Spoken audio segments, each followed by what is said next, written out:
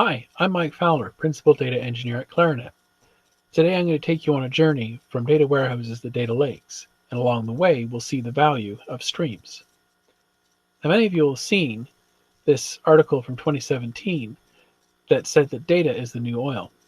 And indeed, for many businesses, data really is what drives the value. Now I'm not entirely sure oil is the best comparison. I think some of the other stuff that's in the picture is actually a better analogy, but we'll come back to that. And indeed, perhaps, given our current climate, it's actually toilet paper that's the new oil. But if we think about data warehouses, they've been the kind of bastion of analytics platforms for a good couple of decades. That's not to say they're past their due. They are kind of showing their age in a few places, but they are valuable things. People have gotten quite a bit out of them. So let's look at how we make use of a data warehouse. Now, most businesses have a collection of data sources. We might have some transactional databases. We could have a bunch of files that are generated from reports, or we might have make use of SaaS platforms for payment processing or order placement, procurement. So typically what we do for our data warehouse is we actually go and extract that data from all of those systems. This is typically run on a schedule, and we transform the data in some way to fit to the model that is our data warehouse. Now, that tends to be a star schema, might be a snowflake schema, but we have made a lot of effort in order to make a model, and we now mold our data to fit that model. Once the data is in the warehouse, typically we have dashboards, more often than not interactive, and great, our business is happy, they can see their data. But data warehouses indeed are not without their challenges. One big challenge is actually that initial pull from source systems. More often than not, those source systems are the backbone of the day-to-day business. You could be processing orders in your transactional systems, and of course, most businesses these days are 24/7. So there's no good time to come along and slurp up all the data that has accumulated in the last 24 hours. So whenever we want to take data, we're putting additional demand on our source systems. And in fact, because of that, we don't do it very often. We do try and find that quiet period to go and get that data. And so this creates the problem of lag or timeliness of the data. So the reports that we generate in those dashboards, they're quite often 24 hours, if not more, behind the business, simply because we're only taking data once a day, usually in the middle of the night. And actually, there's another problem. These systems tend to be single databases on big, huge servers. And so actually we can get to a situation where our business can flood our warehouse if we're not careful. We have to spend a lot of effort making sure that we've got enough storage, we've got enough compute capacity, all to keep one ever bigger, vertically scaling data warehouse going. But in many ways, I think there's a bigger problem with all of that. And those sorts of things are solvable. If we have bigger source systems, we can pull harder. Actually, it's the fact that we model first. I really do think we're kind of putting the cart before the horse here, because if we don't know our data, particularly when we start a warehouse project, we have to spend a lot of time developing that model before we can start really analyzing the data. And it can take some time to get that model right. And in fact, once you start loading the system with data from your production systems, changing that model is actually very expensive. Quite often, you have to reload a whole bunch of data. And we're now right back at our initial problem of pulling too hard on our source systems. So along comes the data lake. The idea here is you have this glorious repository where all your data is stored, and we can then come and get it as we require it. We typically have a cluster of servers which has the storage spread across it, or indeed we make use of something like S3 where we don't have to even worry about the storage. We just throw stuff up there. Amazon takes care of it for us. So again, we've got source systems, and we start again with extracting from those source systems. This time we load it straight to the data lake. We're not doing any transformation at this stage. We're just taking the data and storing it as raw as possible in the data lake. Once it's there, we then do our transformation and we start doing our analysis. Great, we've got our dashboards. Now, we have solved some of the challenges that data warehouses present to us. For example, we've now got separate storage from compute. So if our day-to-day reporting isn't changing that much, it's just our same kind of handful of analysts who are doing the deep dive queries and a bunch of C-levels who are looking just at the reports, that's fairly static, but we continue to grow and grow and grow in storage size. That's not a problem. It's now separated. And in fact, we're now modeling on demand. I could construct a model of the data that I can find in the data lake, and you could construct a model too. They might not be the same. In fact, they quite likely are going to be quite different. But that's not a problem, because I may have a particular angle that interests me as a software engineer. I'm looking at tickets, and perhaps you're looking at it from an operational perspective, and you're interested in outages and downtime. So we still have problems, though. We're still pulling from those source systems. That issue of pulling too hard hasn't actually gone away. And neither has the timeliness problem. We're still going to be typically pulling once a day. We've created a new problem, though, and that's the data swamp. More often than not, if you're just throwing all of your data into a data lake with no kind of governance or control over it, it just becomes a huge collection of data that nobody really knows what's there, and it can get quite expensive storing that. So along comes the data streams. Now, if we look at how this compares, we have source systems still. We now push the data from the source systems into our streams. We store them in a data lake, and then we process them. Now, you're probably thinking, but isn't that basically the same? Instead of extract, store, and transform, you're now ingesting, storing, and transforming. Well, yes, I suppose it is quite similar, but actually, like I said at the start, I think it's the stuff around those platforms that are what's interesting. Water. Water is a much better analogy for data.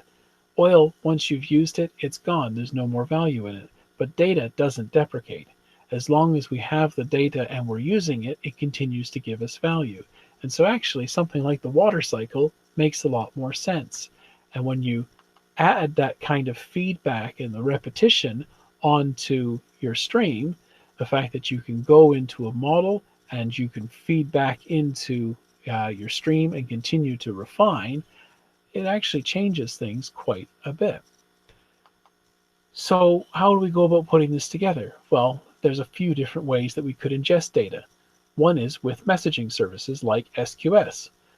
We can create small payloads of data up to 256 kilobytes, and we can send these events from our systems. So we create hooks in our various source systems, and as things happen, we send events to SQS on to forward processing.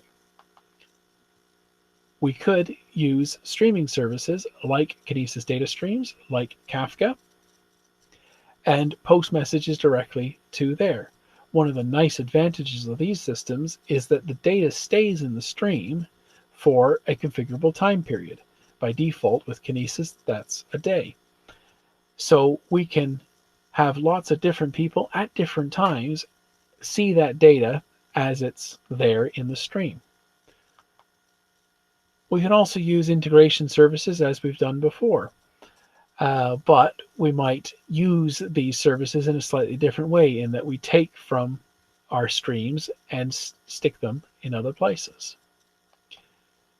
So, the storage, we may well have our good structure, that model. If we have a data warehouse already, there's no need to get rid of it. We can still use something like Redshift for that model.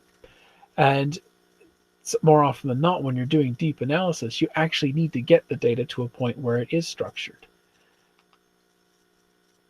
We might just store it in a very basic structure, no strict schema, but we've got some basic ability to query the data in a convenient way, and we might use something like DynamoDB to store events as they come through our system. Or we might just take a very unstructured approach and throw everything into something like S3. Now, that's not to say you can't store structured data in S3. Indeed, you might have Parquet files with schemas in S3. And in fact, that's a very good way to store data because you get some considerable cost savings. But when it comes to analyzing, again, there's a bunch of different ways that we can go about doing that. So batch is what we've been doing for a very long time. That's how we loaded our data warehouses every night, and that's how we used to load our data lakes too. And we can still do batch processing.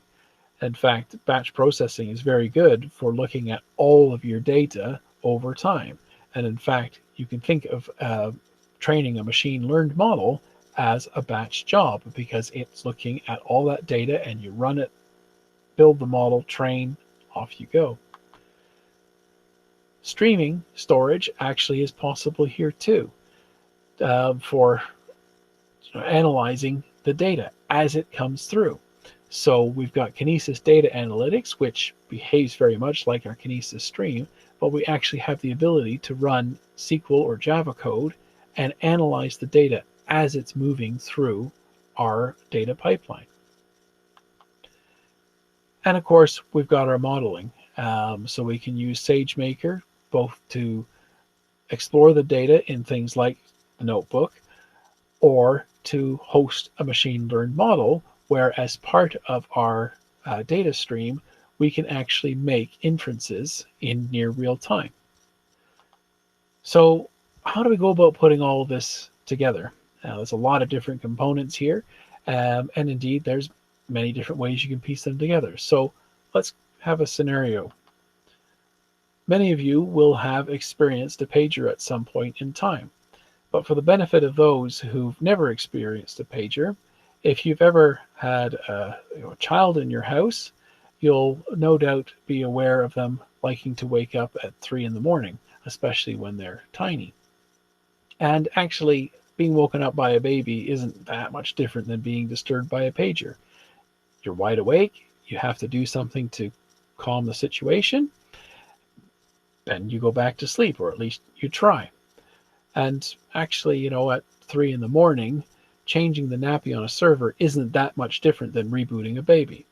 So here we go. We've got our on-call engineer sleeping soundly.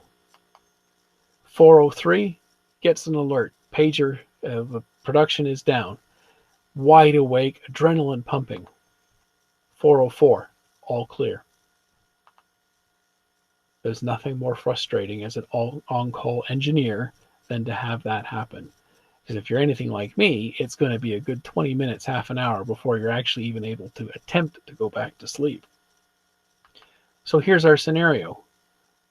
Many PagerDuty incidents resolve before I can respond, disrupting my sleep needlessly. And here's an example where we have PagerDuty talking to Slack, and we can see at 12:12 a.m. an incident came in, it disturbed my colleague Stephen, and it resolved at 12:13.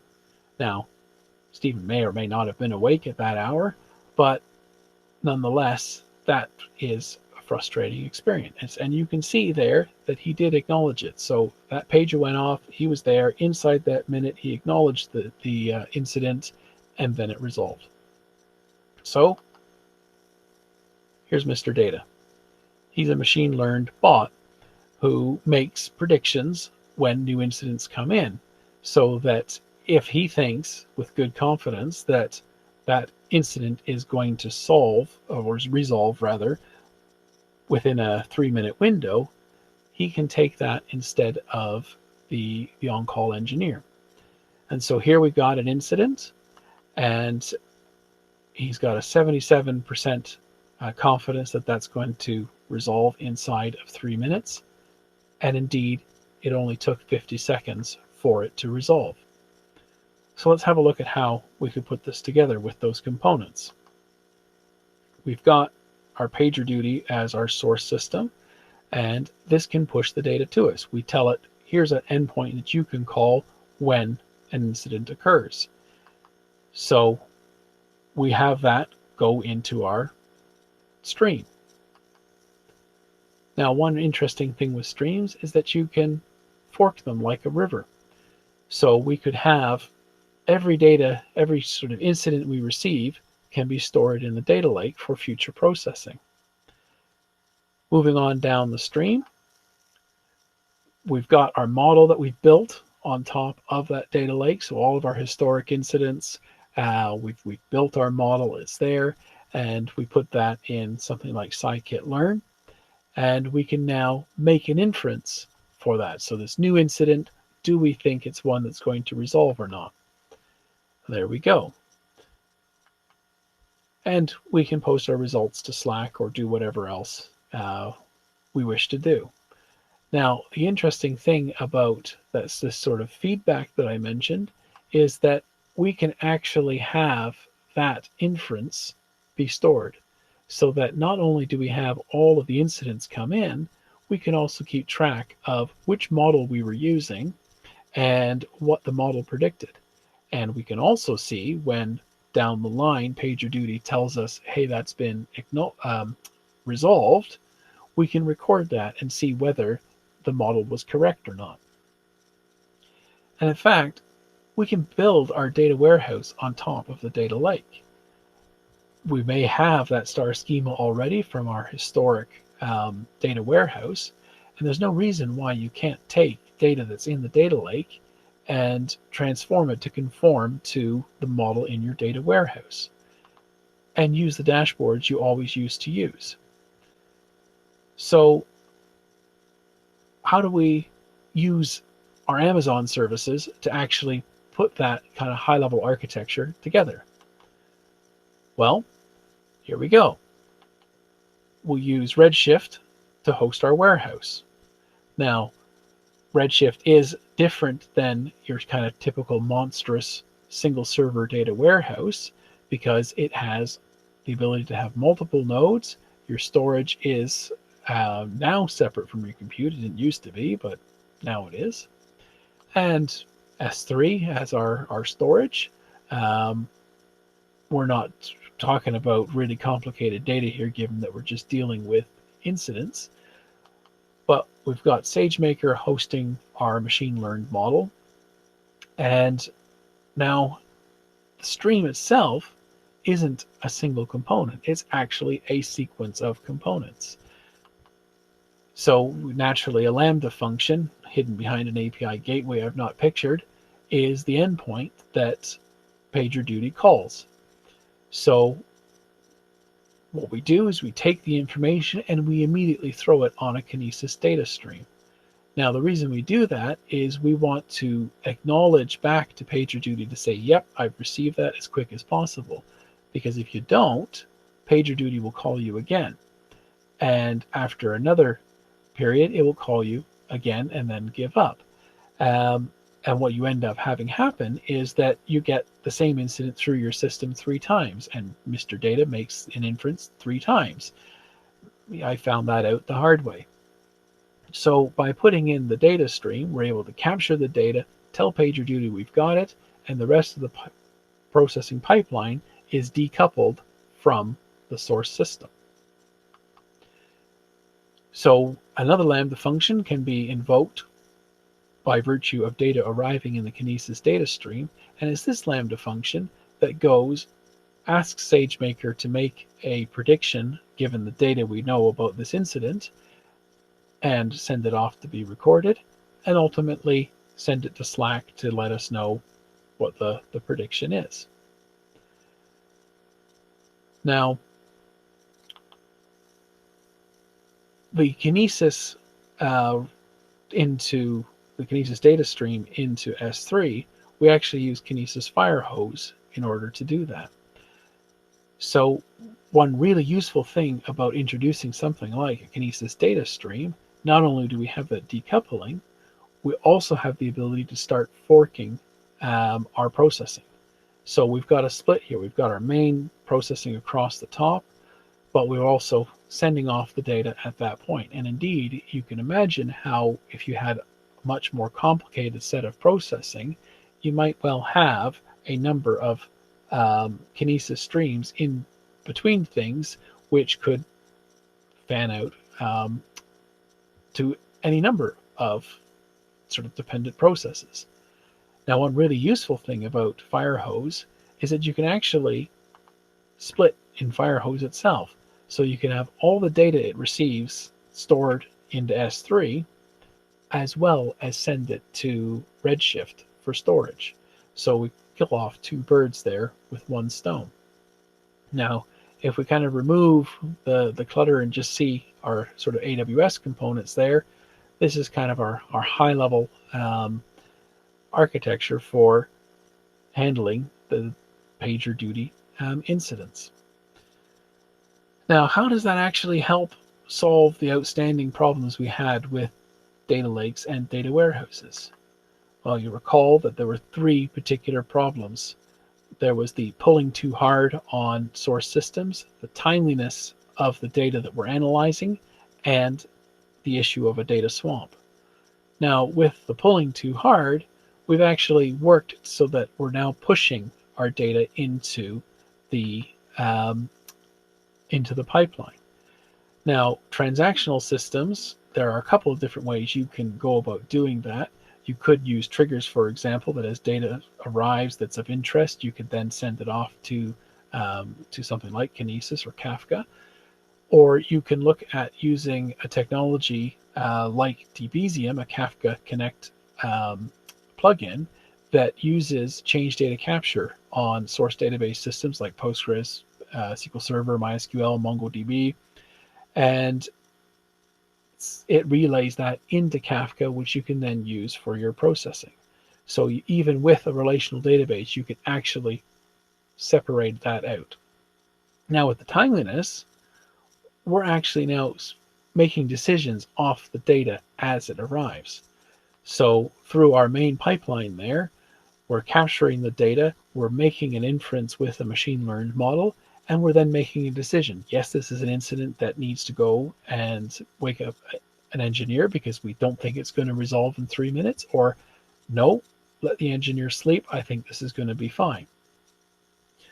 And as for the data swamp, well, actually, because we're continually modeling the data, continually working with the data, and we have pipelines with a purpose rather than just collecting all the data we've got in our business into one location, we can be fairly confident that data is going to be useful, or when we know, say we shut this pipeline down, we could then archive that data off into Glacier, for example. So, good night, data. This is the end of our story, and I'll hand over to questions, and thank you for listening.